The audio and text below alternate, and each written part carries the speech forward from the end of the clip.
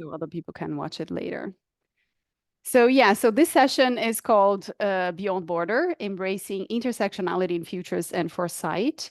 And it is part of an event called Women Who Futures, as you know, organized by Emmanuelle and I. And this event emerged from this desire to keep safe spaces, to really exchange, promote, and celebrate the work of women in futures and foresight. And we want, with this event, to showcase the diversity of approaches that women are taking in this field and reflect how our identities and our intersectional identities inform the practice of futures and foresight, and then find new ways to articulate how feminist principles and gender issues can be addressed in futures and foresight. We have an amazing lineup of speakers, panelists, facilitators, academics, designers. So take a look at the program, and if you probably find other sessions that you want to join as well, not just this one. And by participating to this event, you agree to our code of conduct that I am going to put in the chat. So we have like a zero tolerance policy to discrimination and harassment. So you can, by participating in this event, you agree to our code of conduct. And now it is my pleasure to introduce you to this amazing woman, Emmanuelle Naranjo.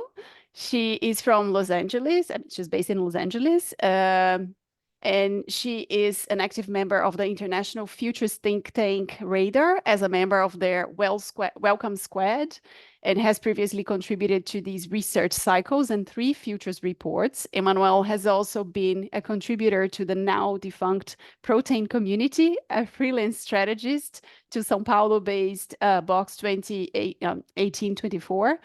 And previously, she was a freelance and trend researcher for New York-based trend forecasting agency Fashion Snoops. I hope everyone enjoys this session. Emmanuelle, the room is yours. Thank you so much, Thais. Let me just share my screen real quick. Let me know if everyone's able to see the presentation. Alrighty. Yes, we So can welcome. Thanks, Lydia.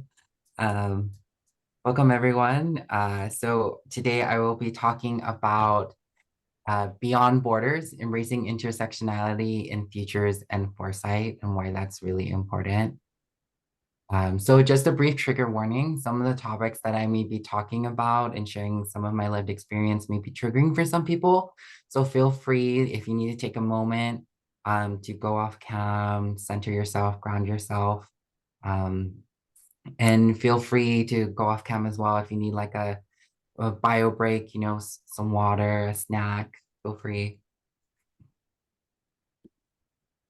Some Zoom protocols. I would like this to be an interactive discussion, but I'm also cognizant of not everyone's comfortable, you know, speaking on cam. So if you'd like, feel free to, you know, raise your hand and you can speak off cam or type in the chat. If you feel comfortable, feel free to turn on your video. Please mute your mic if you're not speaking. I believe the closed captioning option should be enabled. If you get disconnected, someone on the team should be able to reconnect you with the same link that you use. Please use the raise hand features if you'd like to ask a question. Feel free to use the emoji features as well. I'm all about emojis expressing, you know, different kind of emotions if something resonates with you. And at the end, we'll have a period for questions and reflections. But if something that I may have spoken about or we're sharing feels like you would like to answer it in the moment, feel free to do so as well. So meet your speaker and facilitator, which is myself. I'm an intersectional lens. So a little bit about me. My pronouns are she and her. My name's Emmanuelle Naranjo. I describe myself as a future synthesist. Some of my intersectional identities are I self-identify as queer. I live with chronic illness and an invisible disability, which means a disability that's not visible. I'm a first-gen Mexicana. Both my parents are from Mexico. My dad's from Jalisco and my mom's from the capital. I recently learned about a new acronym called STARS, which means Skill Through Alternative Routes. So now I apply that to myself. Yeah. Shout out to my friend Kyle from Radar. I'm trilingual, so I speak English, Brazilian Portuguese, and Spanish, and I'm in the process of learning Italian. And I love opossum and raccoon, or how I like to call them, trash panda memes. So here's one. Fear you, the only thing I fear is validation. And I have no idea what I'm doing or where I'm going, and that's okay, partner. So I really resonate with these two because a lot of times I feel like as a woman in this space, imposter syndrome and like, am I really valid of being able to call myself a futurist or foresight practitioner? And then the other one I really resonated with because in this space, a lot of times we feel like I need to know the ending. But that's the beautiful thing about futures and foresight. We don't need to know the ending. Like the beauty in the journey is figuring out how we get there or how do we not want to get to an unpreferred future, a future that we don't want to see manifested because it hurts the global majority. So my mission as a future synthesist is my core value. Oh, I think someone might have accidentally unmuted. Okay, thank you. So my core values in futures thinking and foresight are rooted in an intersectional approach to empower people to build better futures for all, and all capitalized meaning everyone. Collaborating with other futurists and foresight practitioners, I strive to ensure that everyone has a voice in creating and shaping these futures. And my vision is I envision a world where futures literacy and futures thinking is nurtured from a young age, and members of disenfranchised communities thrive in the futures that they envision for themselves, which is really important because as someone with various intersectional identities that fall into like a disenfranchised or marginalized community, a lot of times the communities that I'm a part of, we're not centered or even included in these discussions. And it's really frustrating as someone who was, beginning their journey in futures thinking like, oh, this is something democratic and equitable, and then realizing that's actually not the reality. But thankfully, we have so many amazing people such as yourselves here that are changing that and making a difference in that. So as I mentioned earlier, intersectionality. So operating from an intersectional lens. So the term was coined by Professor Kimberly Crenshaw, and it's the interconnected nature of social categorizations such as race, class, and gender as they apply to an individual or group. And these can create overlapping and interdependent systems of discrimination or disadvantage. So this affects and has effects on our personal and professional lives. And then just a little bit background of the amazing Professor Kimberly Crenshaw. She's a pioneering scholar and writer on civil rights, critical race theory, Black feminist legal theory, and race, racism, and the law. Her work has been foundational in critical race theory and intersectionality, and her studies, writing, activism has identified key issues in the perpetuation of inequality, including the school to prison pipeline, which is something really important here in the US, which in the context of futures and foresight, if we have a community, for example, in the state of Louisiana, that it has the largest population of people in the prison industrial complex. And if you're trying to work on a futures project or foresight project with that community, keeping that in mind of how the carceral system works in the US will affect your futures research. Because if you're talking to people who they have been conditioned externally and inside the system of like, you have no future, that's going to affect the outcomes of these dialogues, of these conversations you're having. And if you're trying to produce a report that you want to see long lasting change that's materialized in the real world, that will be important to center in the context of your conversation. So some categories for intersectionality. So intersectionality identifies multiple factors of advantage, because sometimes it does give you a leg up, so to speak, if you're in a room with other people who look similar to you or have similar life experiences. And it can also be a disadvantage. So some categories for intersectionality are race, culture, origin, religion, gender identity or presentation, sexuality, ability or disability. class and social economic status, or in some parts of the world, caste, family size and structure. Personality Yeah. identifies multiple factors of advantage and disadvantage. It's basically intersectionality with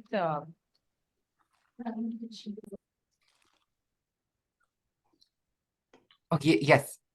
Continue. That's all right. Did you have a question? Sorry. Srija, do you have?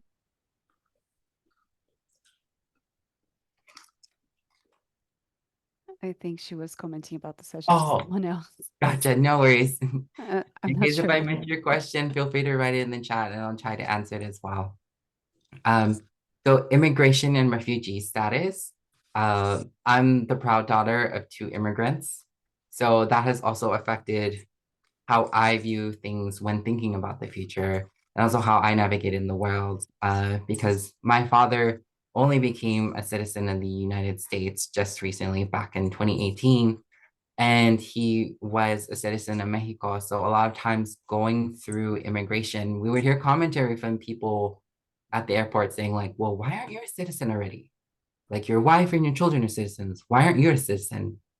And as a child, I didn't think of anything, but now as an adult, I'm flabbergasted of like, what is that matter to the person who's working at the airport? Like that's not important to you. That's a personal decision, and how you treat someone and respect someone shouldn't affect that. And that's also important too when you're dealing with various communities or participants in your research projects for futures research or foresight research, of being cognizant of how their different intersectional identities affect their visions of the future, of how they're currently living their present. Because a lot of times we think, oh, okay, if I'm talking to someone young, they might have a bright aspect of the future, but depending on where they're coming from, that might not be the case. And you might be thinking like, oh, someone older might be jaded, might have a bleak version of the future. And for all you know, they could be a huge fan of movements such as hope punk or solar punk. And it's really important to take into account that you can't judge someone just based on visual cues and then factor that into the perspectives you think they will have, especially when you're doing futures and foresight work. And so other categorizations are geographic location. I see that a lot of times in discussions for futures and foresight, the West versus, the rest of the world, or the global north and the global south, and it really makes me happy that we're seeing more and more voices from the global south taking center stage on these discussions and events in futures and foresight, because what the global north and what the Western world does affects the global south. And I feel like a lot of times the futurists from the heydays of the 60s and the 70s, even though they had positive intentions, they didn't realize the ramifications, those ripples, to take a cue from indigenous communities, the 7 generation thinking of like, how is this going to affect 7 generations worth of my descendants and of other people who live on the planet. Other factors to consider for intersectionality are education level, which I'll be talking about because for myself, I had a non-traditional journey with academia. And sometimes I feel like the struggle with validation I have is like, well, I don't have a technical degree. Like, I have certifications, I've taken courses. I feel like I've been placing myself in situations where I can actually engage with futures and foresight. And I feel like that is valid. Not everyone in this field, this sector, will have the financial means to get a bachelor's or a master's in futures work. And that shouldn't diminish what they have to say or their contributions to the industry and the sector. Neurodivergence, I'm in the process right now. I know some people may say it's a cringy term. I refer to myself as neurospicy. In the process of trying to figure out that for myself. Physical appearance. So you can't really see, but I'm really tall. I'm like 5'11", which is like 181, if I remember correctly. So a lot of times when people meet me, they're like, oh, wow, she's like really tall. Okay. So these intersecting and overlapping social identities may be both empowering and oppressing. So those last two are very important when we're doing futures and foresight work of like, how can I empower people with my projects? And how can I ensure that they aren't being oppressed by systemic and systematic factors? Because I feel like those of us in this space, our intentionality is always to have, more equitable, more inclusive, more diverse, more accessible futures for everyone, fostering that sense of belonging for everyone in the future. So a little interactive activity. Feel free, if you'd like to raise your hand, to share some of your intersectional identities, or you feel more comfortable, you can also write in the chat. Just a reminder, some of them.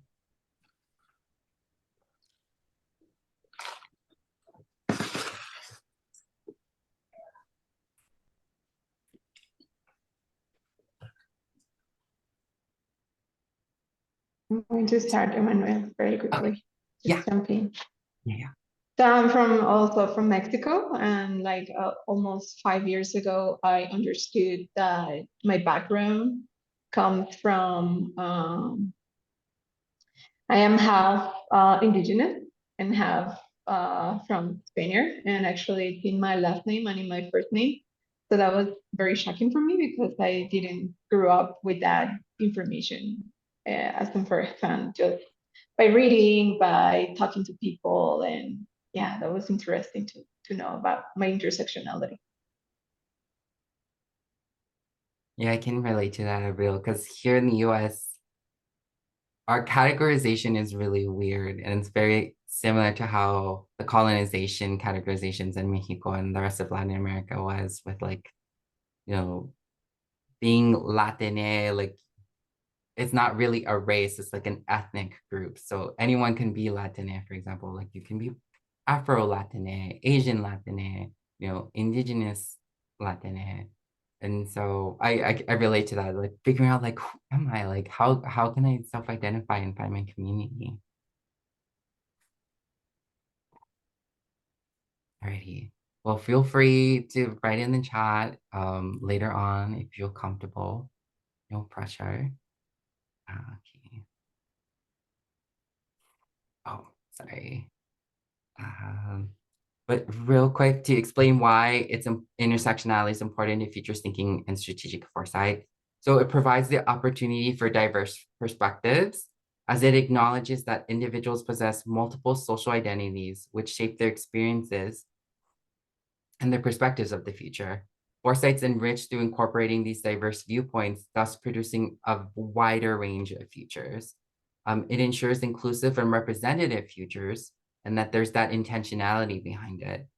Through recognizing the interconnected nature of social identities, thus fostering more equitable outcomes that can better address the needs and concerns of marginalized individuals, communities, and groups throughout the foresight process. It uncovers and reveals hidden areas of improvement, as ignoring intersectionality leads to overlooking important challenges, opportunities, signals, and drivers of change that arise from the interaction between the different dimensions of identity. So foresight practitioners are able to develop more comprehensive future scenarios by actively integrating intersectional analysis throughout their foresight process. And helps mitigate bias in futures thinking by challenging dominant narratives and power structures, thus ensuring that foresight practitioners can avoid perpetuating systemic and systematic inequalities and promote more ethical and inclusive futures by critically examining how social identities intersect and influence the trajectories of future scenarios. It enhances the resilience of future strategies and plans through better anticipation and responses to unforeseen challenges and disruptions by accounting for the diverse needs and vulnerabilities of different communities through the understanding of the complex interplay between various social identities. And it encourages, inspires, and promotes creativity and innovation in shaping alternative futures by valuing diverse perspectives and experiences, to embracing approaches and solutions that address the complex and multifaceted nature of societal issues. Something key to keep in mind when you're conducting your futures and your foresight projects or your research is ensuring that your values are represented through an intersectional lens, through your research participants. A lot of times when people are engaging in futures research or a foresight project, they look at people that are college educated, that are from the global north or from Western countries, that make a certain amount of money, that are familiar with the concept of futures. And if you're only selecting research participants or only talking to people on the client-facing side that are from selective demographics that aren't as inclusive, that's not going to produce varied options for future scenarios. Like, it's just going to be very siloed, workplace culture. So when you're engaging in future projects, ensuring that everyone feels welcome to voice their version of the future. There can be instances sometimes where we may not agree with the future that's being shared with us, but we shouldn't dismiss it. We should understand why this is the future that they're envisioning and trying to see if there's a connection that we can facilitate and see how is this the future that, I may not personally want to see materialize, but how can I understand that why this is the future that this person or this group of individuals feel connected to, feel so passionate about. Policies and procedures, a lot of times when conducting research or projects, we just consider those who are participating in it as just a stat. There's that disconnect of humanization a lot of times. And a lot of times there can be that disconnect if you're doing a futures report for a part of the world that you don't live in or that you are not aware of the current conditions there. So you might put out a report thinking like, oh, this is going to benefit them. But if you've had the opportunity to actually talk with the community members, with the people who lived in those areas, they can let you know, like, actually, no, those suggestions you're suggesting for like our city, our country, they're abysmal. They're not going to benefit anyone. They're actually going to make our futures worse. They're going to make our lives worse. Your missions and value statements, mission and vision statements. For myself personally, there are certain corporations or industries and sectors that I flat out refuse to work with, as a future synthesist. And there are some that I'm willing to work with, but I need clear transparency from them. How is my work being used? The last thing I ever want is any futures research that I have been doing, any conversations that I'm having with research participants being weaponized. And we've seen that before, not just in futures and foresight, but in other industries and sectors of people, unfortunately, doing such amazing and beautiful work that could benefit the global majority. But then because of late stage capitalist and corporate interests, that gets weaponized. And then you feel horrible because you're like, I didn't want my work to be used that way.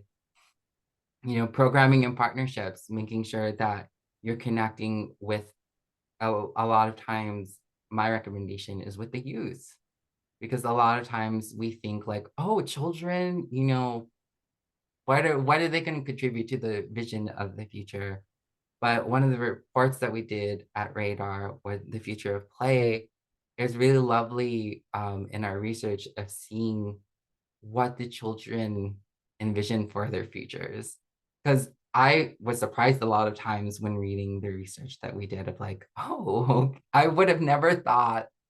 And, of course, this is my like implicit unconscious bias of like, I wouldn't have thought children would have been thinking about the future in this perspective or would have liked this for the future for them. And outreach in social media. I know some people that are more social media focused in the futures and foresight space, ensuring that you can participate in conferences and webinars that are accessible to as many people as possible, or donating your time to participate in events where there are communities, because of financial reasons, may not have been able to have afforded your speaker fee or your presentation fee, or partnering up with them for research, for futures projects or for your foresight process, and connecting with them. And that extends to the outreach with research participants as well, ensuring that you have a wide spectrum of individuals with all these varied life experiences. So as I mentioned, unconscious and implicit bias. So that's really important when we're also talking about intersectionality. So one important thing to remember is everyone has unconscious bias. Everyone has implicit bias. It's not just one specific group of individuals or people who have certain political or religious beliefs. Everyone has implicit or unconscious bias. And so these are thoughts or feelings we may not be aware of that influence our judgments. These biases are rooted in our preference for or against something. And these preferences may lead us to have favorable or unfavorable biases. So where did my unconscious bias come from? So it originated from our brain's system 1 processing, which is quick, automatic, and intuitive, unlike the slower, more deliberate system 2 thinking. And system 1 gathers information rapidly based on past experiences and preferences, guiding our initial reactions and decisions. However, this quick thinking can lead to oversimplified judgments and biases, as it tends to rely on superficial characteristics rather than deep understanding. These biases are formed early in life, influenced by societal stereotypes and family upbringing, and they affect how we interact with others and shape our perceptions of ourselves and those around us. Recognizing and acknowledging these biases is essential for fostering genuine connections and overcoming prejudices. It's crucial to challenge and evolve beyond these biases to nurture meaningful relationships and create a more inclusive environment.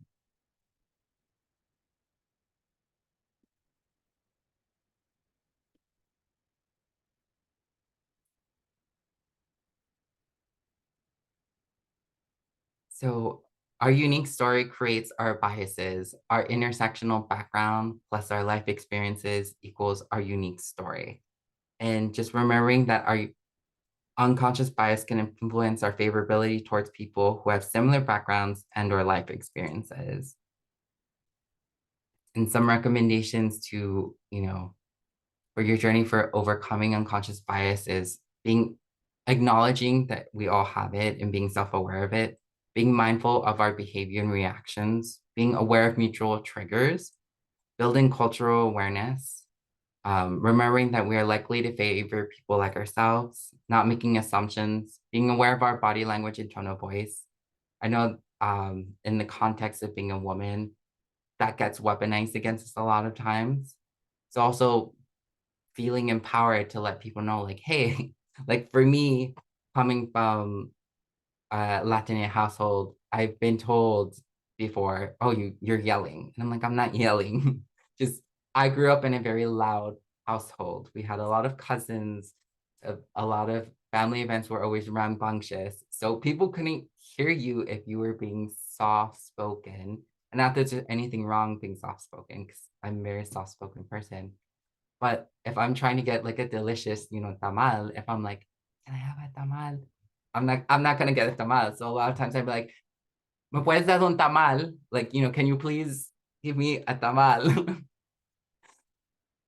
So basing decisions on facts and not our personal feelings.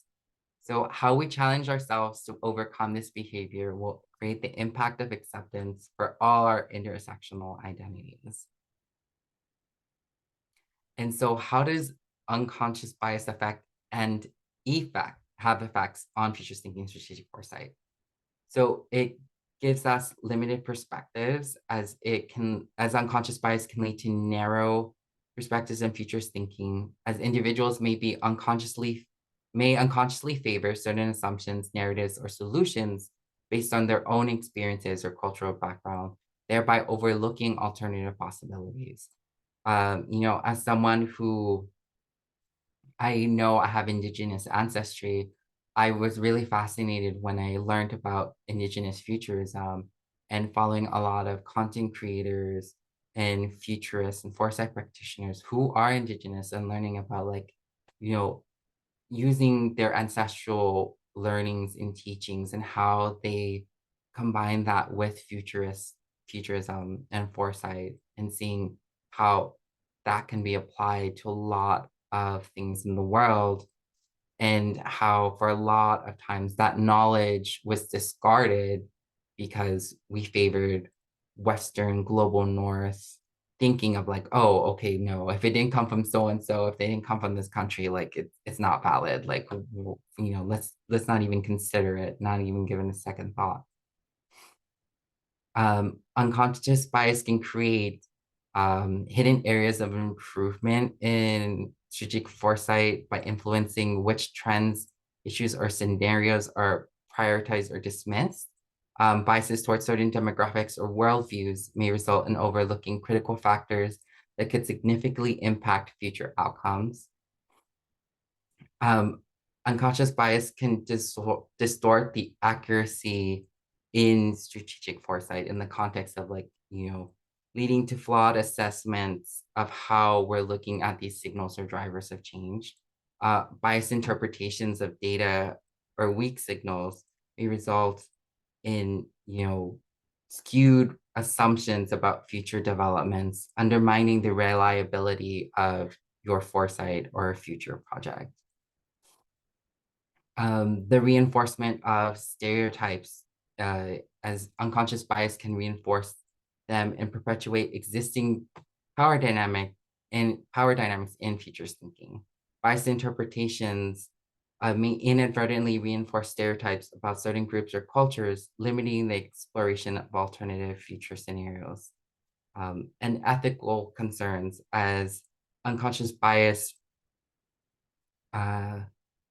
raises ethical concerns and strategic foresight as biased assumptions or decisions may lead to unfair discriminatory outcomes.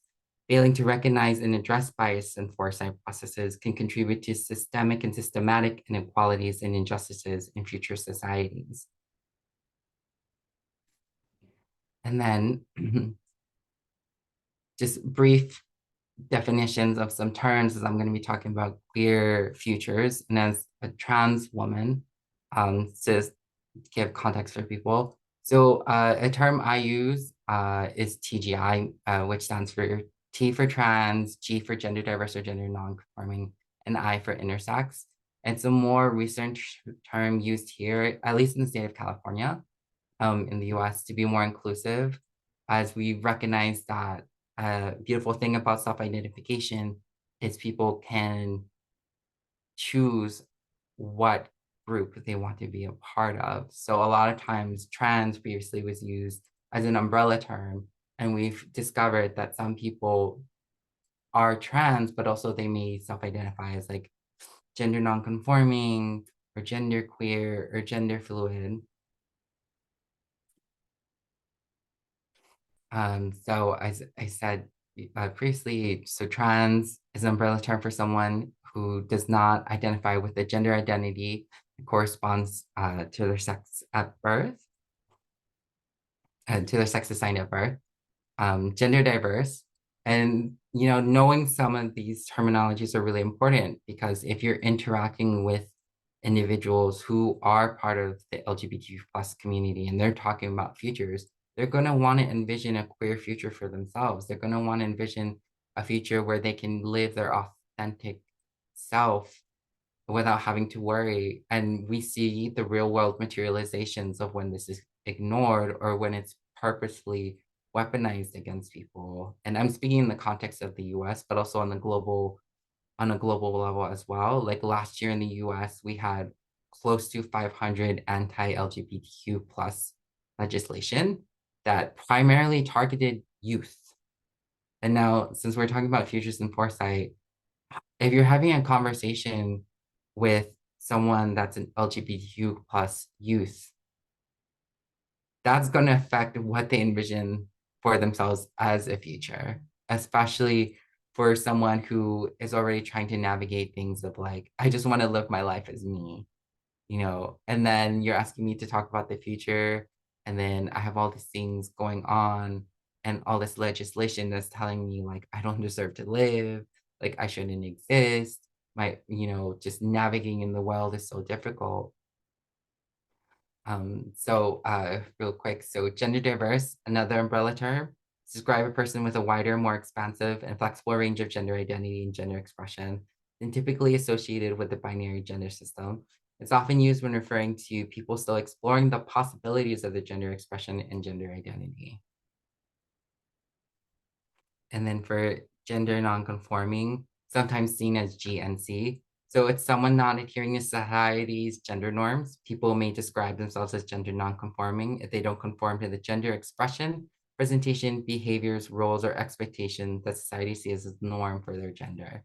While many GNC people may also identify as trans, not all GNC people do. And then another term is non-binary, which you'll sometimes see as the letter NB, which is a play on the word, or written out as NB.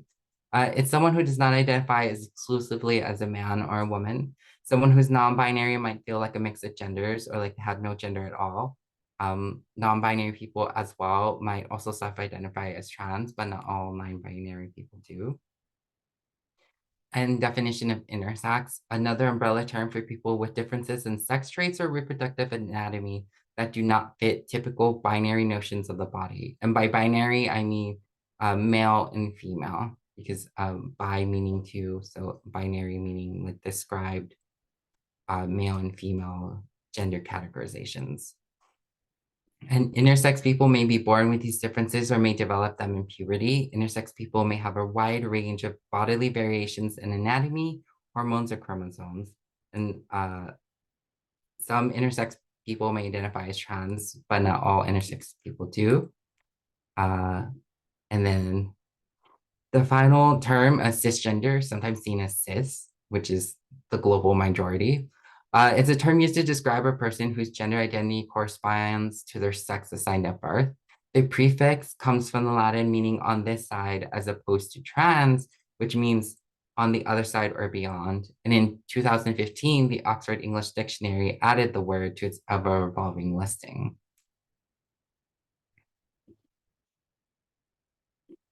And then sexual orientation versus gender identity. Sexual orientation is who you are attracted to, and gender identity is your internal knowledge of your own gender. And it's really important too in the context of talking about queer futures, because a lot of times people will think like, oh, the TGI community. Oh, does someone have a question? Okay, just want to make sure. So in the conversation of queer futures, a lot of people think like, oh, the whole entire community is going to have the same vision for the future, when that's not the case, because people who are cisgender and lesbian, gay, bisexual, pansexual, asexual, their vision of what a queer future may drastically look different than someone who is TGI and of any sexuality, because there might be prioritizations for certain things in those future scenarios.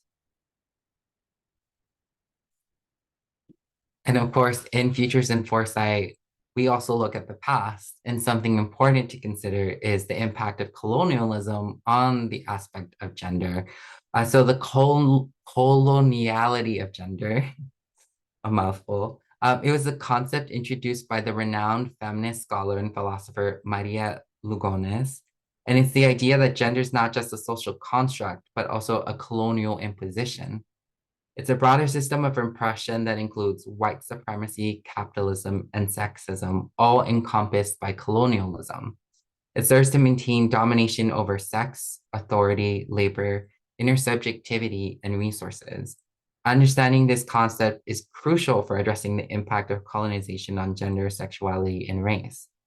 So this is something really important too, to realize the impact of colonialism and imperialism on the globe.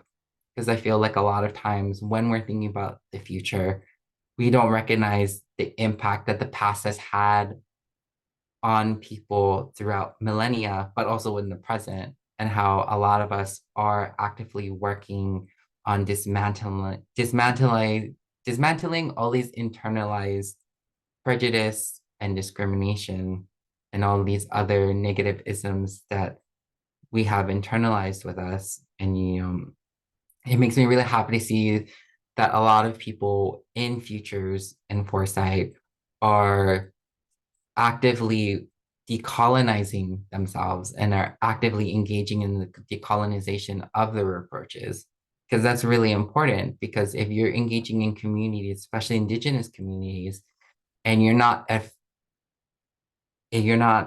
taking into consideration how this has impacted their communities and how this will impact their vision of the future of how indigenous futures thinking and indigenous futurism has been shaped, there'll be that disconnect, and they may not feel comfortable continuing to have conversations with you about the future. And it's really important because I believe there's a lot of wisdom and knowledge that we can learn from global indigenous communities or First Nations in some parts, especially in the context of like futures thinking and foresight. I love the whole concept of seven generational thinking, because when I first learned about it, I was like, why aren't we taught this in school? Like thinking of like what I do today will affect up to, 7 generations worth of my descendants, whether that's blood family or chosen family, and also of 7 generations worth of other people living in the world, and making sure that my descendants also are contributing to positive impacts of the global majority. A quick overview of societal's impact on gender norms, through colonialism. European colonial powers imposed their patriarchal beliefs, leading to the erosion of existing gender identities and roles in colonized regions. For example, there are parts of the world like Mexico, in Oaxaca, we have a community called the Mushe. There are other communities such as the Hijra. I believe it's cut. I'm probably butchering it, but in Thailand, the Katoi, which are like trans feminine people. So there are societies and cultures that valued people who, in their cultural context, were labeled as third gender, but because of colonialism, that value, that appreciation of those community members was taken away.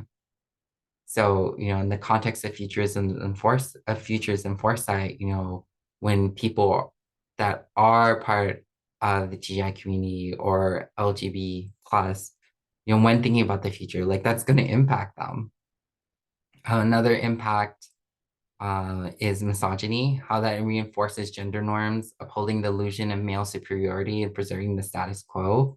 Like I love seeing over the past few years, as I've been more active in the futures and foresight space, the recognition of women who are futurists. Apologies as his name is escaping me, but there's a gentleman that every year he puts out a list spotlighting women futurists. And I think that's amazing because he's using his position of privilege and power to highlight these amazing women and all the work they do. Because in my experience, anecdotally in academia, a lot of times if you're a woman, you're not given in what my community, the trans community says, your flowers, your recognition. And not that you need that recognition to be validated, but the reality is, at least in the context of academia, you need that recognition to make a living wage, to get paid what you're due.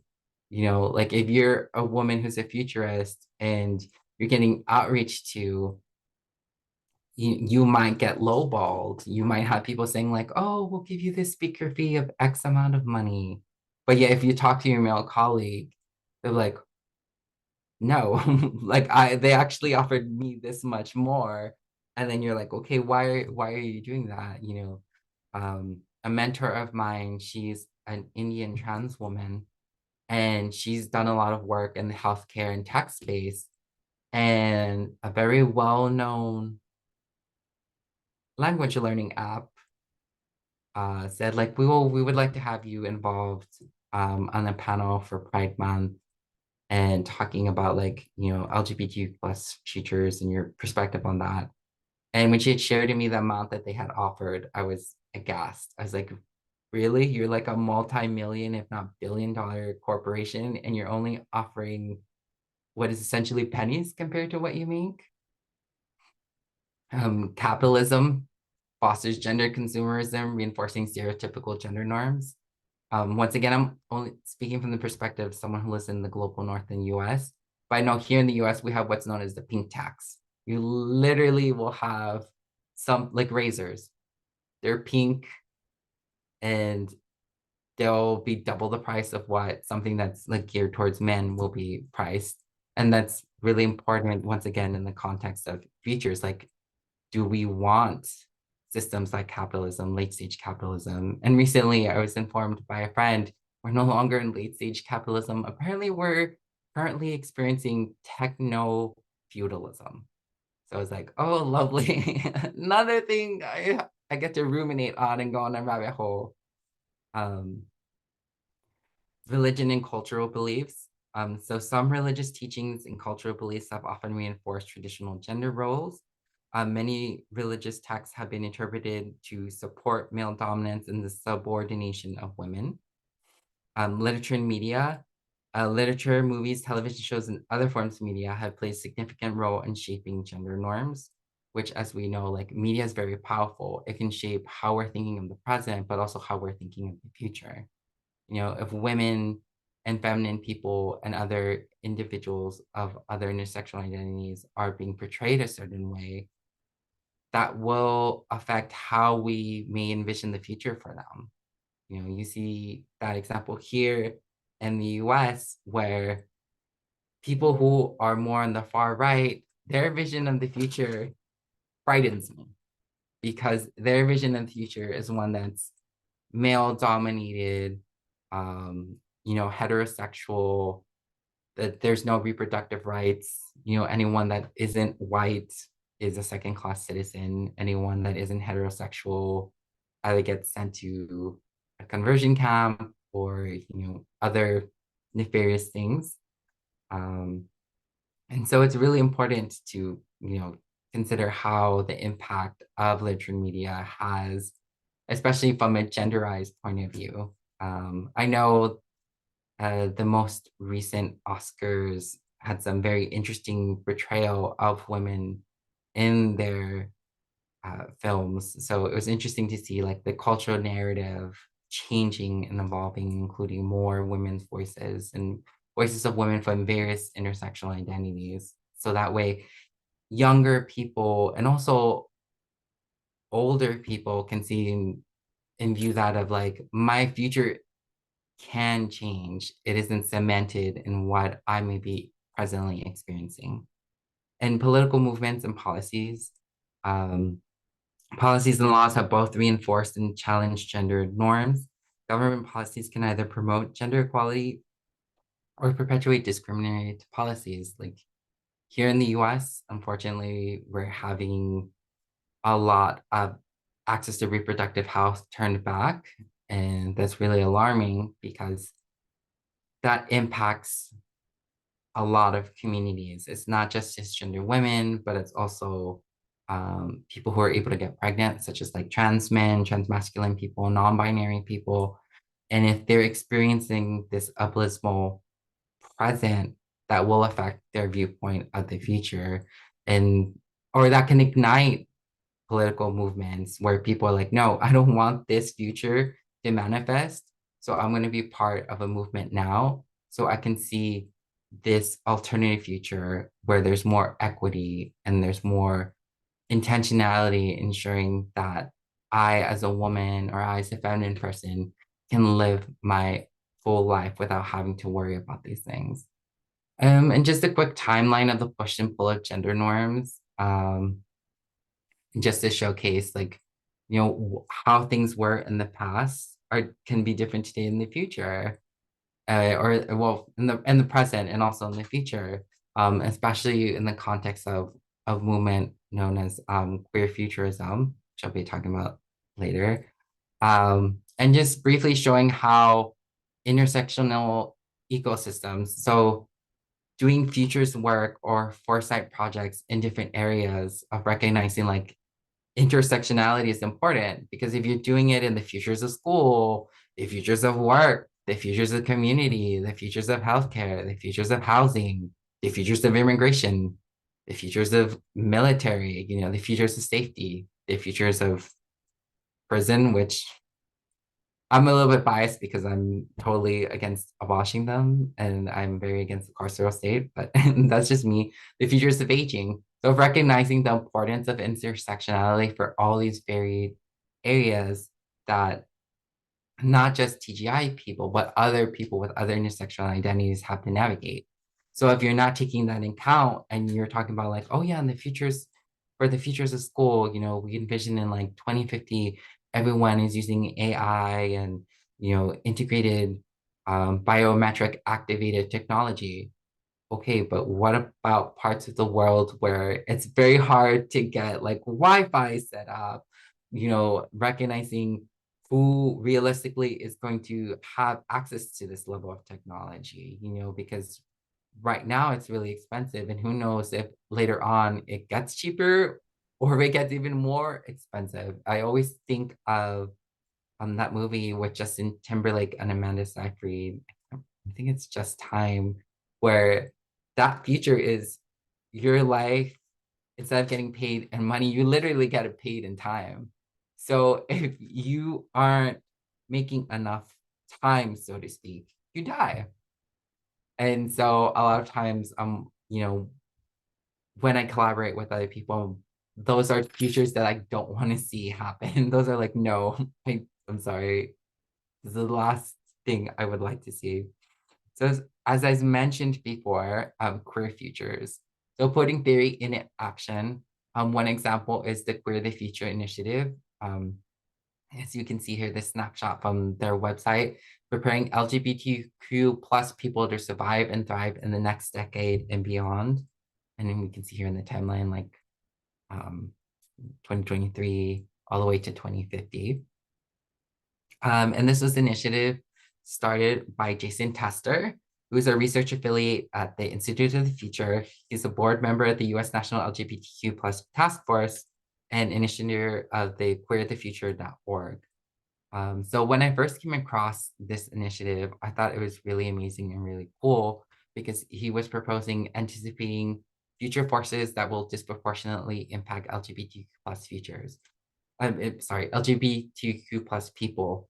And we're seeing that right now with AI. Like as a trans woman, I can tell you right now, it's a 50-50 toss-up of like when I'm using voice activated stuff, like, is it because like as a trans woman, my voice is a little bit different than what's the stereotype or traditionally associated as a feminine voice that someone who's working in tech will generate their technology to recognize, without acknowledging that cisgender women do have deep voices. There are cisgender women that have like smoky, sultry voices. And the other flip side to that is, I'm like, is it because I grew up in a household where Spanish is my parents' first language, so that's affecting like my quote unquote accent? And also too, in our most recent report at Radar, which we called Our Centaur Future, some research I came across was the worrying of how AI technology can be used to flag people who are part of the LGBTQ plus community. How is that data being used? Is it being weaponized against us? On a global level, there's a lot of places in the world where legislatively it's illegal to be LGBTQ plus. So with the rise of AI technology, it's really important to, in the context of futures, of trying to see like, oh, okay, am I going to be in some techno dystopian hellscape where as a queer person, I have to pretend to be hetero and cisgender, so that way when my biometric information is being read, I'll be okay. Like those kind of considerations. Creating future narratives that center thriving queer and transgender lives.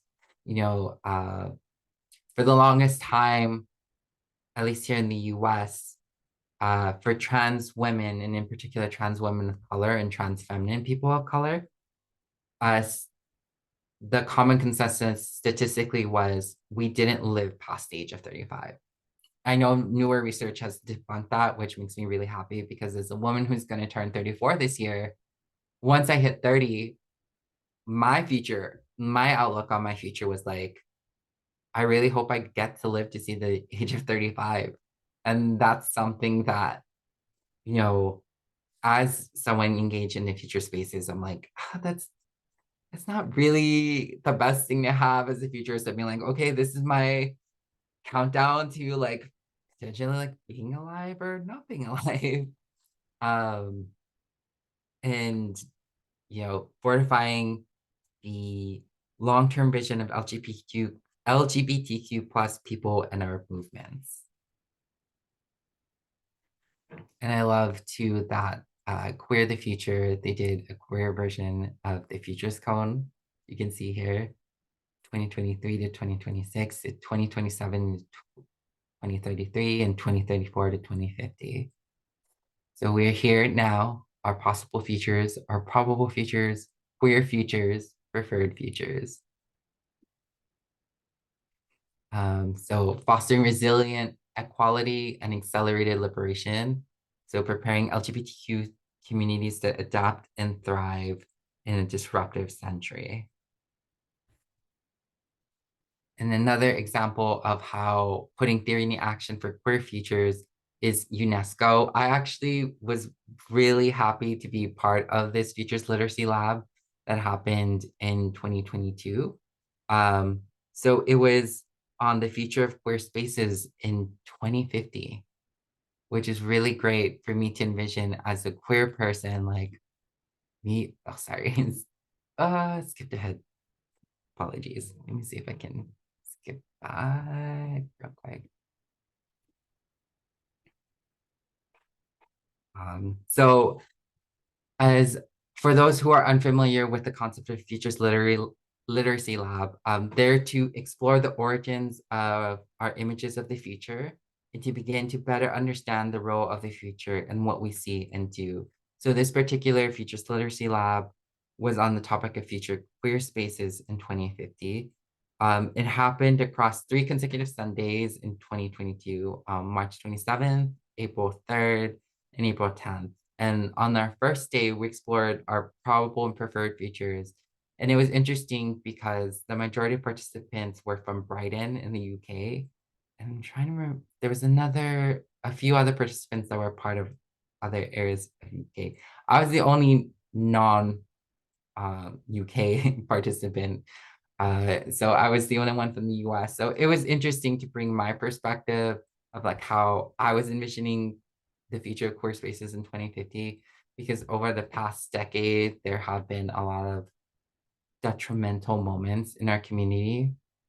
The Pulse nightclub in Florida, the rise every year and the increase of murders of TGI people. Like in our community, we have in the month of March, at the end of the month, we have a day called Trans Day of Visibility, where we spotlight.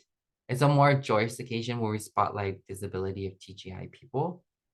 And then we also have in the state of California in August, Trans History Month, and Pride in June here in the US. And then in November, we have a day that's known as Trans Day of Remembrance, where we remember all our lost loved ones and community members and community elders that we've lost to, horrific transphobic violence.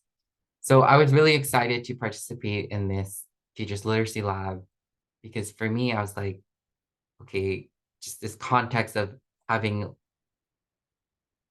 these events occur in the US. And this is what I would like to see for my community in 2050. And then our second session, we introduced a reframed future that was non-probable, non-normative for playful exploration. In our last session together, we posed new questions about the present in light of these imagined futures and considering next steps.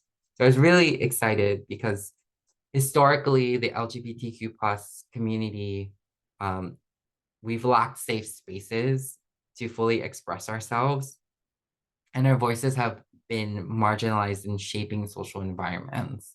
Like here in the US, there's been a diminishing spaces for queer women, like lesbian bars or other spaces for queer women in particular.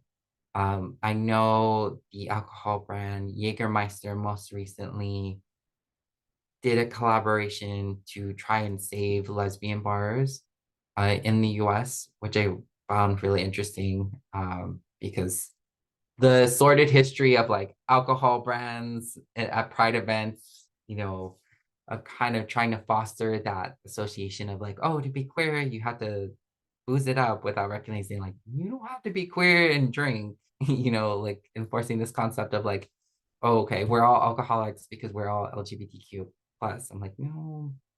So that's, being queer futures, like envisioning like future spaces where where you can be sober and still have fun. Here in the US, I've been seeing more younger, but also older individuals who are like, I want to be sober. And it's not because like there's history of alcoholism in my family. I just want to be sober for these varied reasons. And then brands and other, in the more marketing branding space, like them pivoting to see like, oh, okay, how is my future consumer going to consume our products? But I see it more as future scenarios where people are able to be in spaces without feeling that peer pressure of like, oh, I have to be not in a sober state of mind. And yeah, so it was a partnership between UNESCO's Future Literacy, the International Coalition of Inclusive Sustainable Cities, and UNESCO's Creative Cities Network. And the end results will inform UNESCO's efforts in promoting and protecting LGBTQIA plus youth rights globally, which I thought was really amazing that like all this work that we did together would see real world materialization through UNESCO. Another example of queer futures being put into action, Multitude Films did a film series called Queer Futures. The 4 films were How to Carry Water, The Script, M&M, and The Colors. And this series centers the joy and connections to radically imagine future visions of queer life, which I really love.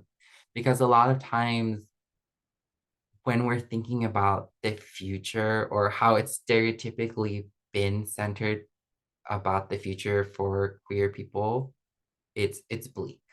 Like we have nothing to look forward to without recognizing like there's a lot of queer joy, there's a lot of queer happiness, like we don't have to be all sad and dreary in the present, and we don't have to be sad and dreary in the future. These films transcended the rigidity and oppression of the current moment as they located, builded, and inhabited speculative worlds that offered new ways of being in the present and the future. So these 4 short films explored fat beauty and liberation, gender-affirming healthcare, non-binary siblinghood and the ballroom culture, and the anonymous connections of a decades-old LGBTQ plus hotline.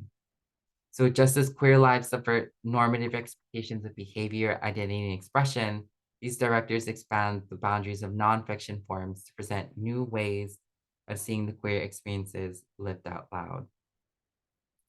So I think queer futurism is really amazing because it includes this flexibility that we as queer people have, because we recognize there's a spectrum to things. Like things aren't cemented. And I think when you couple that with future thinking and strategic foresight, it enables you to connect and recognize the validity of nothing is too far-fetched, of like, it can be the most outlandish, campy version of the future, and that's valid. And like, who wouldn't want a future that's like more fun, more vibrant, more vivacious? So I really love, finding out about queer futurism and also too of being able to include other members of my community in Futures and Foresight, because as far as I'm aware, and I'm really glad that this is being recorded and shared so I can connect with other people in community. I haven't met really other queer or TGI futurists or foresight practitioners. And a part of me is always like, if I'm fully out, which I have no problem being fully out, how is that going to affect my career as a future synthesist, as a futurist? Because there will be corporations and clients and brands that are like, oh no, we won't work with you because like you're queer, because you're a trans woman. And I'm like, okay, like I'm fine with that. Like I would not want your money if that's your perspective. But also too, of like having this futurism that then I can try and connect with other community members, especially from other, disenfranchised and marginalized intersectional identities, and be like, you can be a futurist. Like, don't let someone tell you can't be a futurist because you're queer, or because you're queer and trans and brown, or because you're queer, trans, brown, and poor, or because you queer, trans, brown, poor, and have a disability. So it really empowers me and makes me happy, because in my mind, I'm like, I'm envisioning a future where it's like, there's a collective of us, and we're like helping others who are interested in futures and foresight, like join this process. Because, and I'll be going into this in my next section, but having a non-traditional journey professionally, and meaning like my education background and work experience, and then finding futures and foresight has been really interesting. And sometimes I feel like it's empowering, but other times I have that sense of imposter syndrome, especially as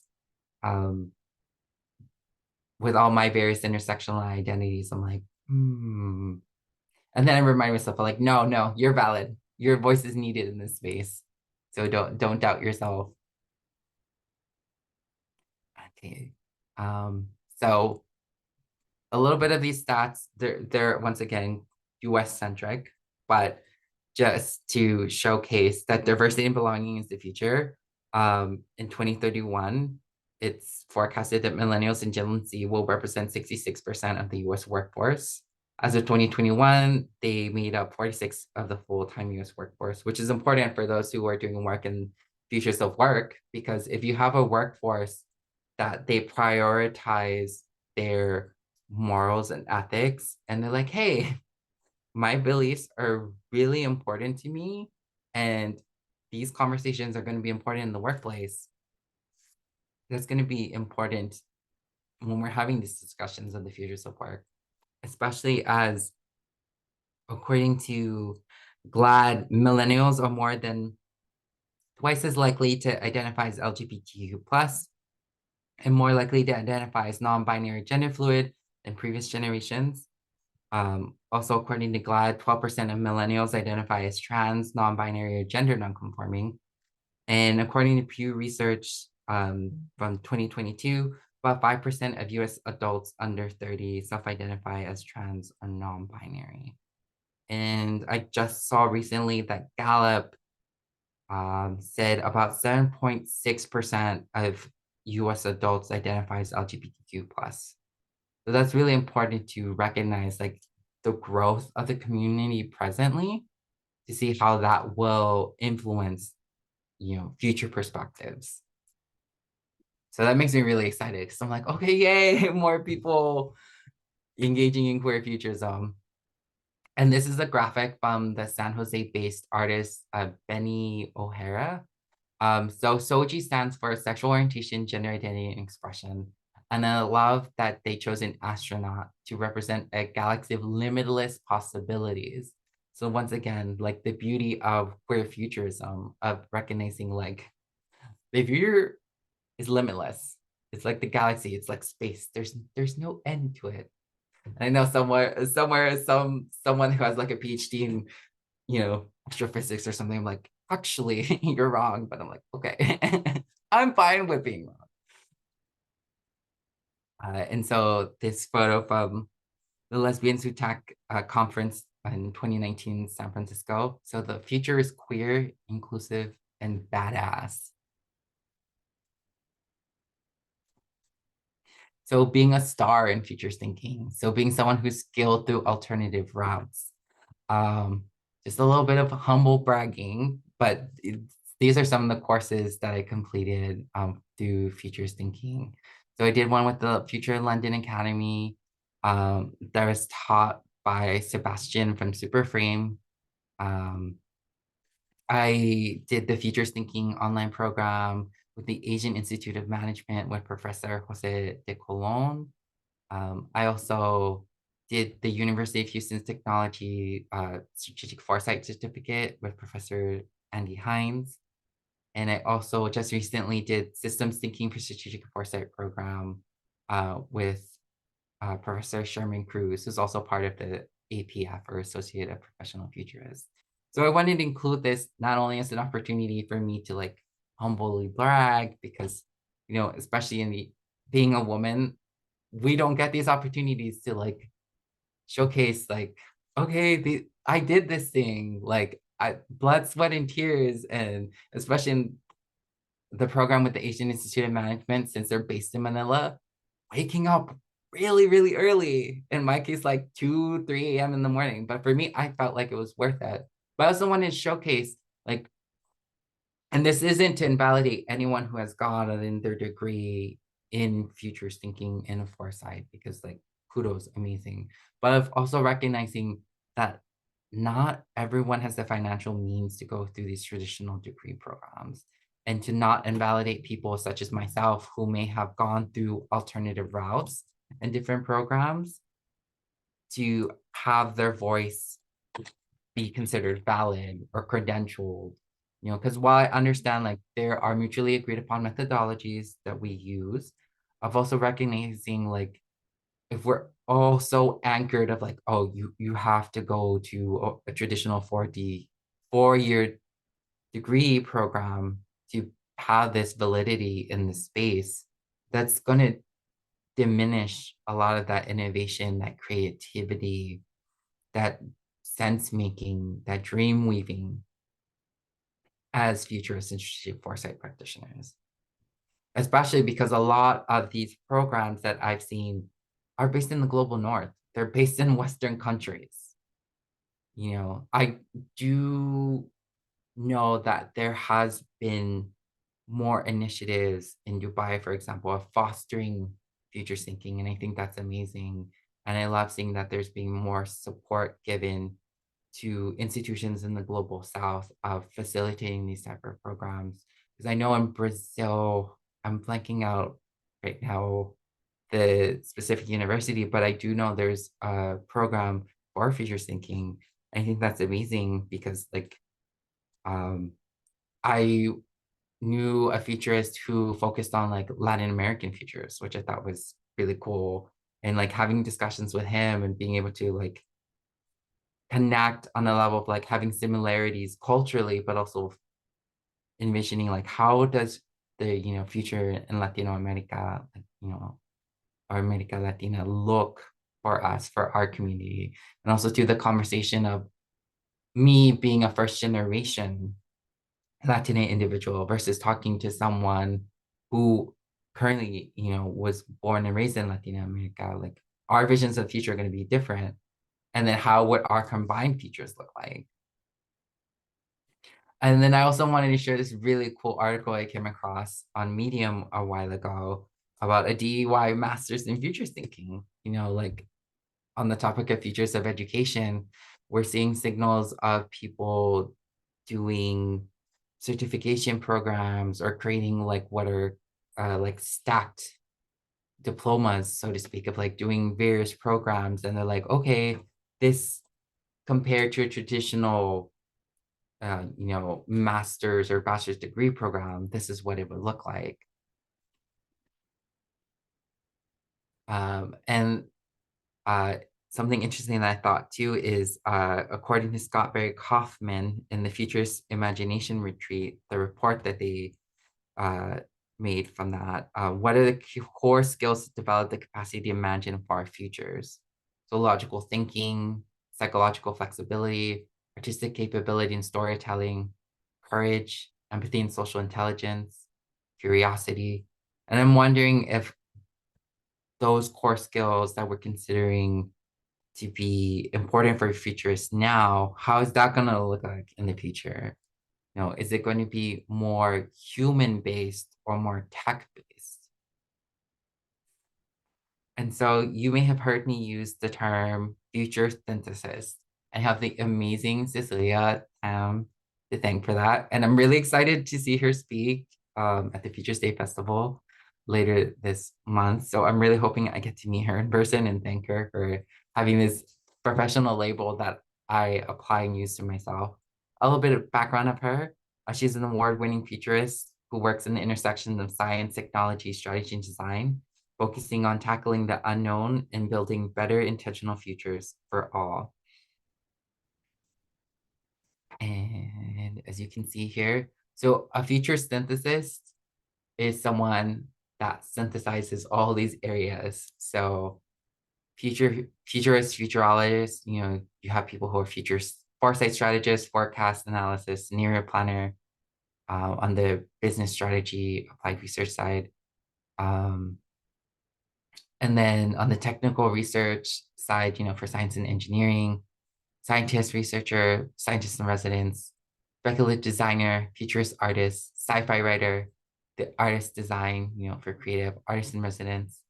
So a future synthesis looks at all these different areas, like these roles that all these different careers have, and just works it all together. So it was a term coined by the team at the Futurity Studio. Sorry. And future synthesis work towards actively building desirable futures by taking apart existing ideas and concepts to bring them together, to bring them back together in new undiscovered ways. While the basis of their work isn't to create something new, future synthesis build on the insights of scientists, engineers, speculative designers, and futurists. From this, they are able to utilize a methodology they call synthesizing futures, which was developed by the Futurity Studio, Futurity Studio. So each stage of synthesizing futures methodology builds to create a clearer and more actionable path forward. That could be like a high-level map, a story, a prototype, and then finally planning on how to proceed from there. It's inspired by the futures wheel, to help map and visualize and understand the advantages and consequences of a potential future scenario. And once this cycle is completed, a future synthesis can output the actions that come from this exploration into a tangible plan. I know we're coming up quickly to time, so just to wrap everything up, so Radar, the future of futures. So I've been part of this amazing international futures think tank called Radar as of July 2022. And we are the futures of futures. Like, our members recognize how extractionary research was, and how gatekept a lot of strategic foresight and futurist work was, and of recognizing the pain we go through sometimes of doing such beautiful, amazing work, and then it gets shelved on, you know, for a client in a client's office. It's just looking pretty in a client's, you know, and they briefly skim through it and like, okay, good, thanks, sign your check here. And so this amazing collective of people that I personally refer to as my Radar Familia, which means family in Spanish, we got together and have done amazing future reports. Our first one was a future in sync, a more playful future, and our centaur future. And as you see here, we like to have fun. I proposed, like, what would the thinking face plus the crystal ball, you know, look like as an emoji? And our research instigator, our lead of research, Keels, created that in OneNote. And so it's become like a community meme. So it was really lovely to see how futures work and foresight doesn't have to be stuffy, so to speak. Because when I was first learning about it, I was like, oh, okay, it's going to be very academic heavy. Like, I need to have my degree, you know, all these things. And then really quickly, I just want to touch upon effective foresight, which is something I learned recently. Sorry about that. So this is an example of Plutchik's wheel. So effective foresight describes the connection between the practice of thinking about the future and its impact on our emotions. It integrates emotional intelligence and awareness into strategic foresight, acknowledging emotions' role in shaping interpretations of future scenarios and decision-making processes. It involves considering the emotional impact of potential future scenarios, recognizing how our current emotional state influences our perception of the future, and using foresight to manage emotions by planning coping strategies for potential strategies. It highlights the link between futures thinking and emotional responses, emphasizing the importance of understanding and addressing emotional factors in foresight exercises. It seeks to enhance the accuracy and effectiveness of foresight analysis by engaging stakeholders on an emotional level and promoting resilience and inclusivity in envisioning alternative futures, which I thought was really amazing when I first read that article by Seth Harrell, who was talking about it, because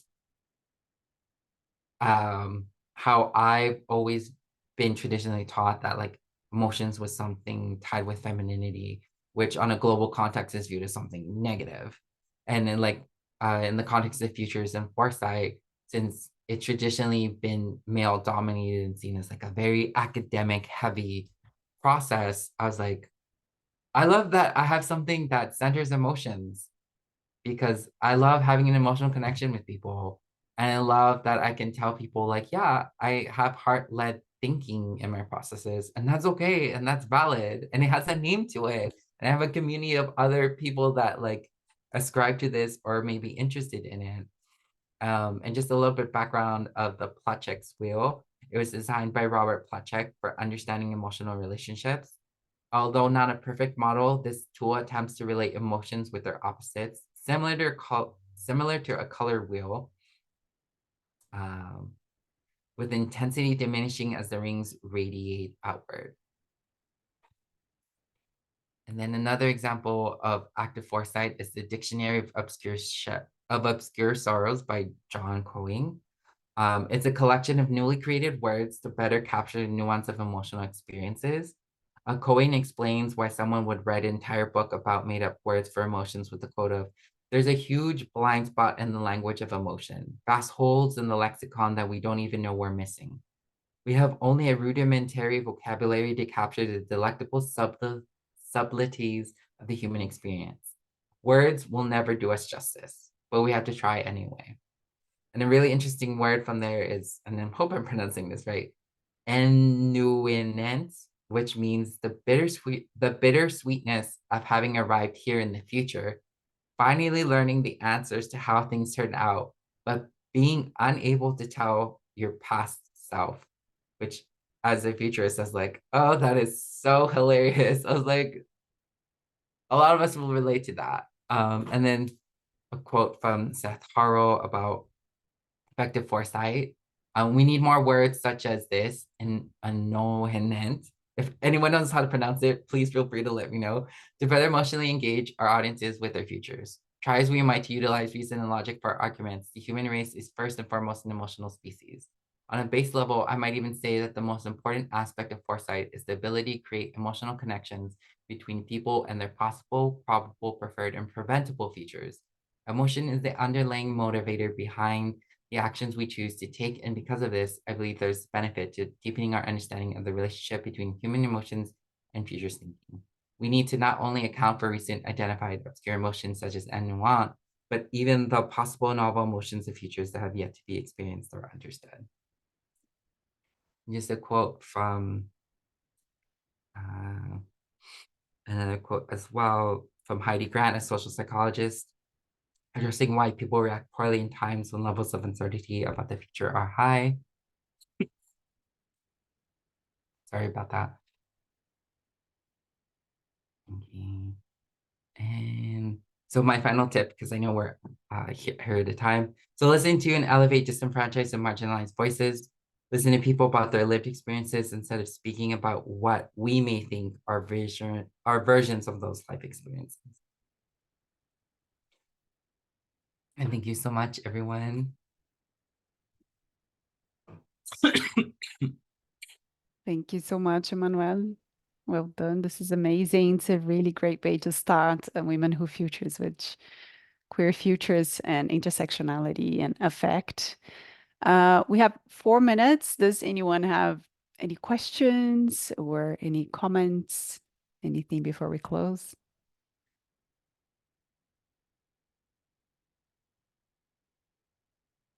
No? We would like to hear from you at least some comments. Just a word, maybe. Oh, yes. Well, first and foremost, I just want to thank the both of you, Real and Thais, for this amazing event. Like just being invited to it and being able to participate in it. I'm looking forward to the other speakers as well. And I'm manifesting, because there's something on TikTok known as Lucky Girl Syndrome. So Lucky Girl Syndrome manifesting that there's more and more Women Who Futures events. And thank you to everyone for joining my session today. And feel free to email me here or connect with me via LinkedIn for any potential collaborations, or if you just want to talk features or memes or anything else. My LinkedIn DMs are open. Amazing. Thank you so much. much. The next session is in 3.5 hours at 1 a.m. GMT, and it will expand on what Emmanuelle just said on affections and affective futures. So the name of the session is Playing to Imagine the Futures of Affections. We hope to see some of you there. And there are many other sessions tomorrow as well. So yeah, looking forward to keep co-creating with all of you. Thank you so much. Abril. And don't forget to leave us a comment in Luma for Emmanuelle and also for us. And keep sharing, please, all the events if you like this, because we are going to have a little bit more to tomorrow and next week. So we will value all of your recommendations, and if you can share through your social media, that would be amazing. Thank you all. Bye, everyone. See you soon. Thank you. Bye, Thanks, everyone. You. Bye.